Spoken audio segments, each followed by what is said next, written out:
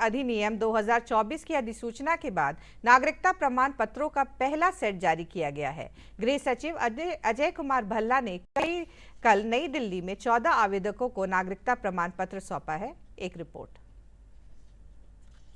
में देश में नागरिकता संशोधन कानून यानी CAA लागू हो चुका है।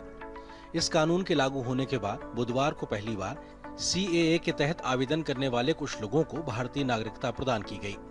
केंद्रीय गृह सचिव अजय कुमार भल्ला ने पहले बैच के तहत कुछ लोगों को भारतीय नागरिक होने का प्रमाण पत्र सौंपा। नागरिक प्रमाण पत्र हासिल करते समय इन लोगों की खुशी देखते ही बन रही थी। With this new amendment act rules काफ़ी ईज आउट कर दिए गए हैं, तो रिलैक्सेशंस काफ़ी हैं, तो काफ़ी जल्दी प्रोसीजर में हमें नए एक्ट के अंदर नेशनलिटी मिल गई है काफ़ी स्मूथली। नहीं बिल्कुल, ये काफ़ी सालों का स्ट्रगल था हमारा, एक और है तो एक पेपर, लेकिन ये बहुत वैल्यू रखता है हमारे लिए। CAA बिल पास हुआ, हमारे दुख दर्द को न सुना, हमें बहुत बड़ी खुशी है।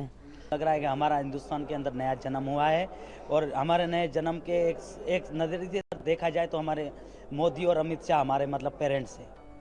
केंद्रीय गृह मंत्री अमित शाह ने भी CAA कानून के तहत देश में पहली बार मिल रही नागरिकता के मसले पर अपनी प्रतिक्रिया व्यक्त की है।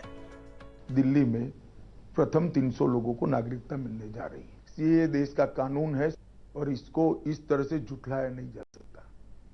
जो हिंदू, सिख, बौद्ध, जैन, क्रिश्चियन पाकिस्तान, बांग्लादेश और अफगानिस्तान से आए, वो सारे लोग 2014 के पहले जो शरणार्थी बनकर आए, उनका अधिकार है, डॉक्यूमेंट हो न हो उनको नागरिकता मिलेगी। भारत के 3 पड़ोसी देशों पाकिस्तान, अफगानिस्तान और बांग्लादेश के 6 अल्पसंख्यक समुदाय, जिनमें हिंदू, सिख, जैन, बौद्ध, पारसी, ईसाई समाज के लोग शामिल हैं, उनको मानवीय आधार पर भारत में नागरिकता देने के लिए मोदी सरकार ने CAA का कानून बनाया था।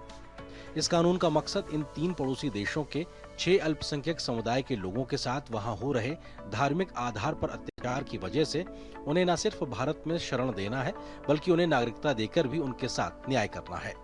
CAA लागू होने के बाद पहले बैच के तहत नागरिकता पाने वाले लोग आज भी पाकिस्तान सरीखे देशों में उनके साथ हुए अत्याचार को भूल नहीं पाए हैं।